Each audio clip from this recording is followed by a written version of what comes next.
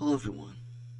In today's Cretaceous profile I'm going to be doing is one of the few notosaurids from the Maastrichtian of the Cretaceous, only three of them that managed to reach the Maastrichtian stage. And that is one that is not very well known and not famous.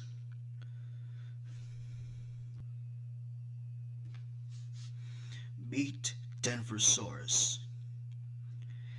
Is a genus of Panoplosaurian notosaurid dinosaur from the late Maastrichtian of the late Cretaceous, western North America, although at one point treated as a junior synonym of Edmontonia by some taxonomists.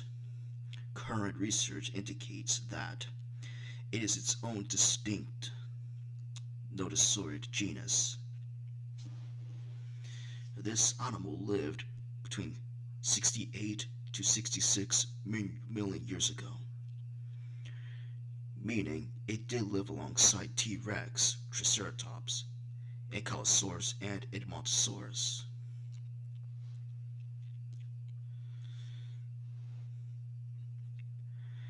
And in 1986, the paleontologists Kenneth and Brent described DMNH 468, which was a specimen of the late Maastrichtian notosaurid, tentatively assigned to Edmontonia sp, discovered from the lower Hell Creek Formation of South Dakota.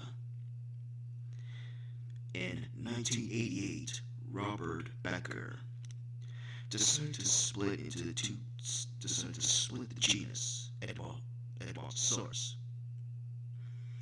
The species Edmontosaurus rugosodensis was made into the separate genus named, I'm not even going to try to pronounce it, and DMNH 468 was designed as a holotype of the new genus and the species. The type species of the genus was Denversaurus. The generic name derived is referred to the Denver Museum of Natural History at Denver, Colorado.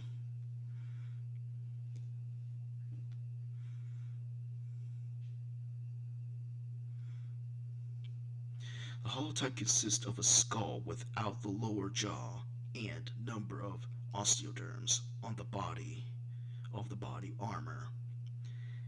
It is part of the collection of the Denver Museum of Nature and Science, after which that the genus was named.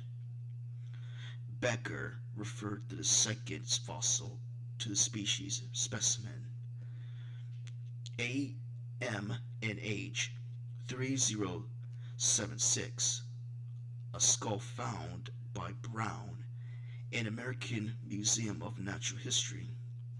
Paleontologist Ronald Bird and at the Tornillo Creek in Berkshire County, Texas, in the lower of the poorly dated Upper Cretaceous of Ingela Formation, possibly from the Maastrichtian too. However, subsequent studies reassigned AMNH 3076 to Edmontonia.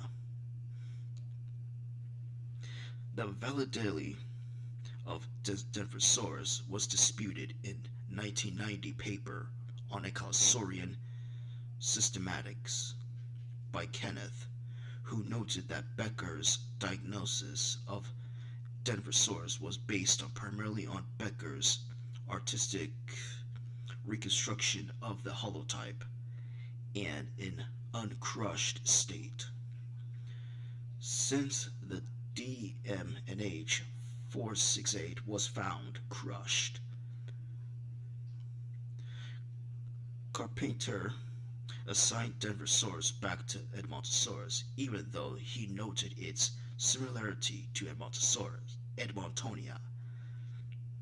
A number of workers treated Denversaurus as synonymous, either the two species of Edmontonia, alternatively as a valid species of Edmontonia. And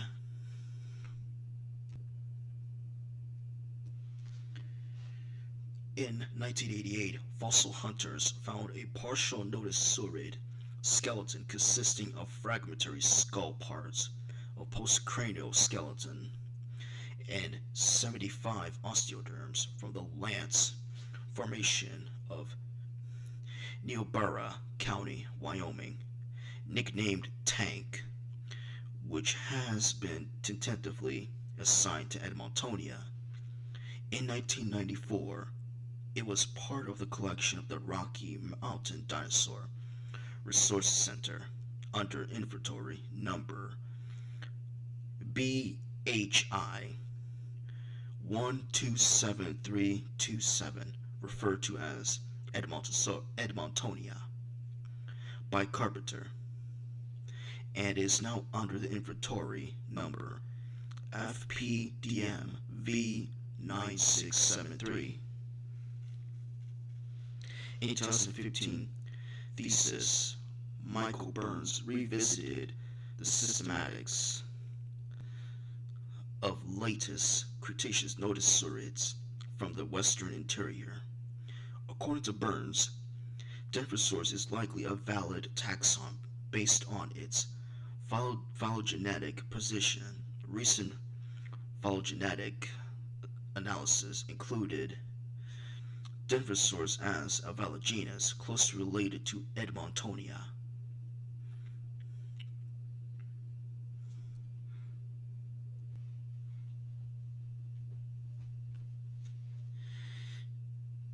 Now, the Denversaurus's estimated length of 6 meters or 20 feet and its body mass of at 3 tons, 3.3 short tons. Not as large from its relatives. Robert considered Denversaurus distant from Edmontonia and the other in Chestistembergia in having a skull that was wide at the rear and more rear-reared position of the eye socket. The holotype skull has a length of 496 millimeters and the rear wide of 346 millimeters. In the referred specimen AMNH 3076, these positions are less extreme, measuring 395 millimeters long, with the rear wide of 220 millimeters, according to American paleontologist Kenneth. The greater width of both holotype and the referred specimen was due to crushing. In 2015, vertebrate entomologist and paleontologist Michael Burns published an abstract concluding that Denversaurus was different from Edmontonia, but similar to Penoplosaurus in having inflated, convex, cranial sculpting with visible sulci or trough between the individual top skull armor elements, but is distinctive from Penoplosaurus having a relatively wider snout.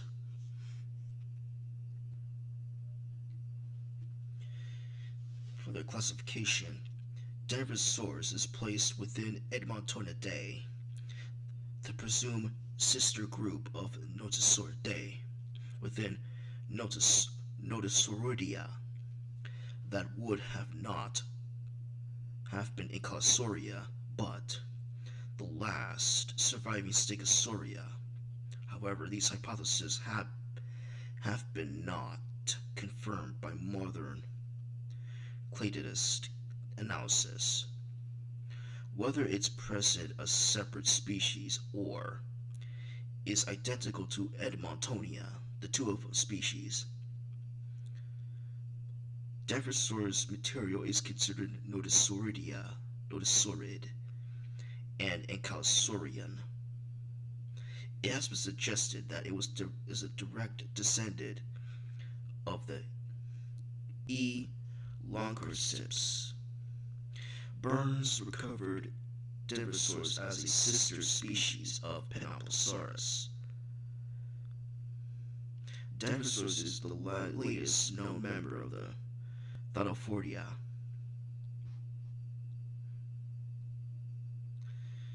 And for its paleoecology, it was found in the Hell Creek Formation of South Dakota and Montana, and the Lance Formation of South Dakota. For their habitat, they lived in subtropical lowland environment, likely characterized by floodplains and possibly swampy areas. But for the Lance Formation, coastal plain along the edge of the western interior seaway. So the climate was warm subtropical with no cold seasons and likely ample. And for their diet,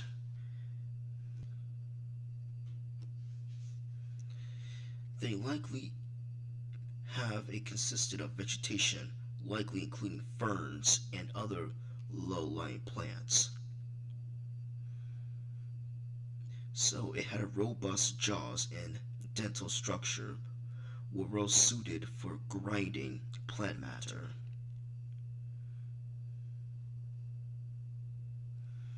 And